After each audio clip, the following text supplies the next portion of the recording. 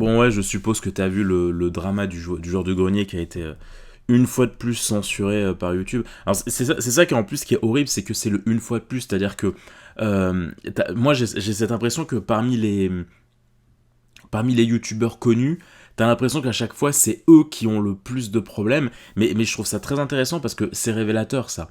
C'est-à-dire que le joueur du grenier, pour moi, ils font partie de ces rares youtubeurs qui ont le moins, alors changer entre guillemets, j'aime pas trop ce terme, mais parce que oui, ils ont évolué sur plein de points, hein. Bien évidemment, ils se sont améliorés de fou quand tu vois leurs derniers épisodes, c'est impressionnant. Mais je veux dire, dans leur optique, dans leur humour et dans leur façon de vouloir détourner les choses, ils sont très rentre-dedans, mais voilà, de façon intelligente. C'est du rentre-dedans intelligent.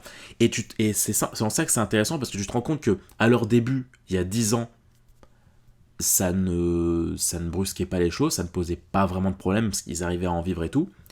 Et maintenant, ça pose problème. Alors que je suis pas sûr, tu vois, je pense qu'ils auraient montré exactement les mêmes choses dans Duke Nukem que dans une vidéo d'il y a 10 ans. Je suis pas sûr qu'ils auraient eu les mêmes soucis. Il a fait une vidéo pour expliquer un petit peu tout ça, et c'était très très très intéressant, parce que sur plein de points, je le rejoignais, notamment sur le fait euh, que c'était très, très américain et très youtubesque, le fait de devoir à tout prix maintenant flouter des nichons. Aujourd'hui, ça nous paraît normal, mais effectivement, il y a un temps où, il y a une époque où ça ne devait pas autant gêner, en fait. Et maintenant, ça nous paraît normal, mais parce que ça nous a été instauré, ça nous a été du rentre-dedans. Et en fait, moi, c'est ça que j'ai beaucoup de mal avec la censure. Je sais pas ce que t'en penses, mais moi, c'est vrai que la censure, je trouve ça à la fois bien et à la fois assez dangereux. Parce que le fait de censurer des choses, ça, il y a un petit peu ce côté, tu sais, comme quand tu as une propriété abandonnée et que tu vois un grand panneau en mode défense d'entrée, zone extrêmement, je sais pas moi, extrêmement importante, rare pour la mairie de la ville, etc. Tu passes devant ça une fois, deux fois, trois fois, quatre fois, mais au bout d'un moment, ça commence à t'obséder, tu commences à te dire, mais bordel, mais j'ai envie d'y aller, j'ai envie de voir ce que c'est, en fait, j'ai envie de comprendre, en fait. Le fait de trop censurer quelque chose, ça donne une espèce d'importance malsaine, ça donne une espèce de quelque chose on convoite quelque chose à tout prix, et non, non, non, il faut préserver un maximum de gens de ça. Mais le truc, c'est que au bout d'un moment, à force de trop pointer du doigt quelque chose, bah tous les regards, ça va faire l'effet inverse, en fait, tous les regards vont forcément se tourner dessus, ou alors les gens vont commencer à trouver des moyens A, B, C, D jusqu'à Y, jusqu'à Z, de finalement arriver à parvenir à comprendre ce qu'il y a derrière cette clôture. À chaque fois qu'on parle de censure, ça me rappelle une anecdote que m'avait raconté ma mère un jour, où en fait, quand on était petit, à Skip, moi je m'en souviens pas du tout, mais à Skip, quand on était petit, il y avait une famille très catholique qui, apparemment, j'étais pote avec une personne qui était dans une famille très catho, etc. Et dans laquelle il avait très très peu le droit à avoir des friandises, des bonbons, des trucs comme ça. Il en avait très très peu le droit, parce que c'était non, non, non, on ne mange pas entre les repas, nanani, nanana, même des petits bonbons et tout, il en avait pas le droit. Et en fait, ma mère, à chaque fois que j'invitais des copains,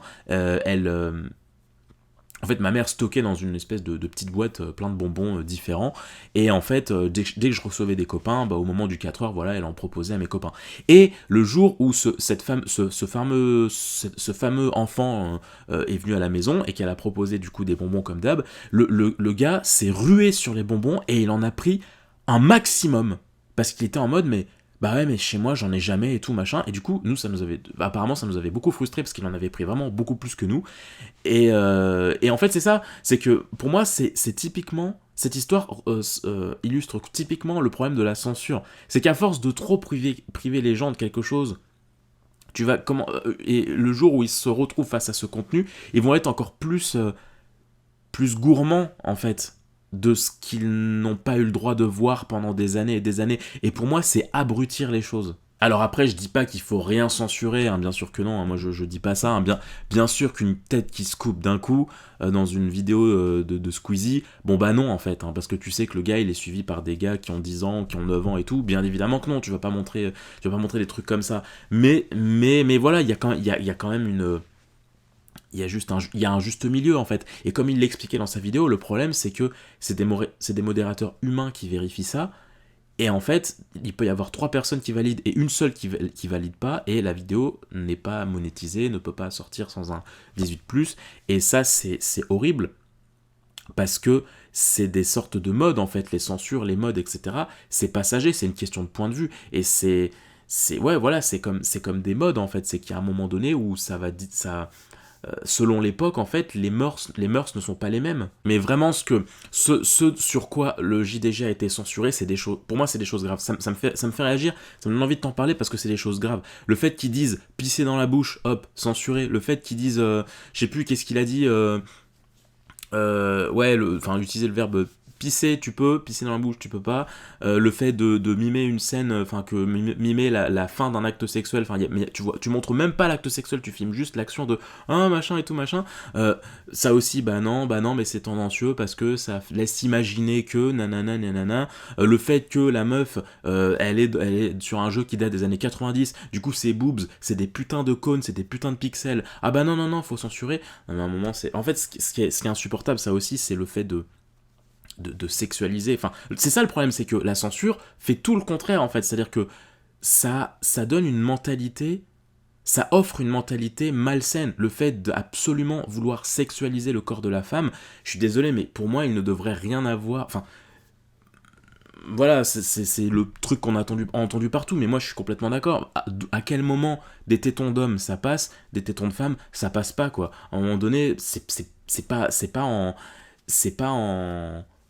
c'est pas comme ça qu'il faut éduquer, en fait. C'est les détraqués qu'il faut éduquer. C'est pas en disant à tout le monde non, machin. Tu vois, non. Tu sais, c'est comme si je dessinais un manga et que le héros, son animal de compagnie, c'est une araignée, et que je file le livre à 100 personnes, et il y a 10 personnes qui sont arachnophobes, et du coup ils sont là, ah non, je peux pas acheter le livre parce que je suis arachnophobe, et que du coup l'éditeur il revient me voir, il me fait, bon, il y a des gens qui sont arachnophobes, donc en fait il faudrait que tu trouves un autre animal de compagnie. Alors que tu sais, l'araignée elle est pas horrible et tout, hein, tu sais, une araignée toute mignonne, mais non, il faut que tu trouves un autre chose. Ah ouais, ok, donc en fait je me censure, je modifie mon propos, mais parce qu'il y a 10 personnes qui savent pas gérer leur truc et tout, ok, bon bah c'est quand même triste. Mais le plus triste, c'est qu'on se dirige petit à petit vers le monde de la télévision, en fait, hein.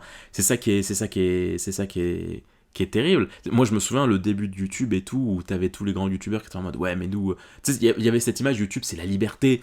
Nous, on fait pas comme la télé et tout. La télé, bon, bah ok, ils sont censurés, t'as pas le droit de tout dire forcément et tout machin. À nous, YouTube, c'est la liberté et tout machin, nanana. Et aujourd'hui, plus ça va, moins je vois de différence avec la télévision, hein. Parce qu'en plus, la télé se nourrit de certaines de certaines vannes, de certaines façons de penser de YouTube, et aujourd'hui YouTube fait pareil, en fait, parce que tout est tellement de plus en plus endoctriné par des régies publicitaires ou par des grandes sociétés qui se bouffent de plus en plus, que bah ouais, en fait, plus ça va, moins on a le droit de dire des choses, et plus tu dois suivre un code d'honneur, et ce qui fait que quand effectivement le JDG il disait que ouais, tout le contenu devient de plus en plus similaire, etc., bah ouais, mais c'est normal, en fait. Parce que plus tu censures les gens, plus tu leur dis, tu leur dictes une ligne de conduite, bah plus forcément les gens ils se retrouvent petit à petit dans un entonnoir. Avant, tu avais une liberté de choix, de création formidable, parce que tu pouvais critiquer, parler de tout, etc. Mais plus les taux se resserrent, bah plus forcément les créateurs ils se réunissent, enfin ils se rapprochent les uns des autres, et ils vont devoir adapter de plus en plus leur contenu, leur façon de faire, etc. Donc oui, c'est normal, en fait, que la plateforme ressemble pour moi de plus en plus à de la télévision.